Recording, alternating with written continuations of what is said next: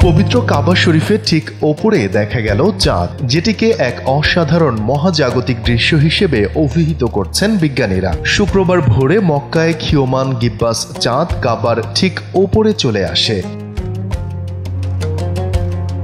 সৌদির Jeddah astronomy সোসাইটির প্রধান মাজেদ আবু জাহরা বার্তা সংস্থা সৌদি প্রেস এজেন্সিকে বলেছেন, এ দৃশ্য প্রমাণ করে যে চাঁদ সহ অন্যান্য মহাজাগতিক বস্তুর গতিপথ নির্ণয়ের জন্য করা গণনা কতটা নিখুঁত। এর ফলে সারা বিশ্বের মুসলিমরা নামাজের দিক অর্থাৎ কিবলা আরও সঠিকভাবে নির্ধারণ করতে পারবেন।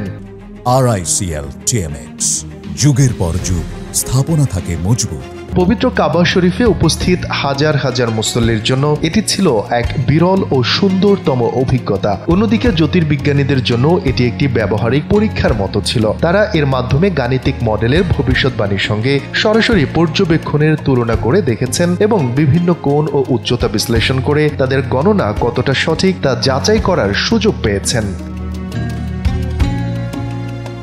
ঐতিহাসিকভাবে সূর্য, চাঁদ ও নক্ষত্রের অবস্থান দেখে নামাজের সময় ও কেবলা নির্ধারণের মতো গুরুত্বপূর্ণ বিষয়গুলো মুসলিম জ্যোতির্বিদরা সবসময় করে থাকেন। আজ এ ধরনের মহাজাগতিক ঘটনাগুলো আধ্যাত্মিক তাৎপর্যের পাশাপাশি বৈজ্ঞানিক আগ্রহ তৈরি করেছে।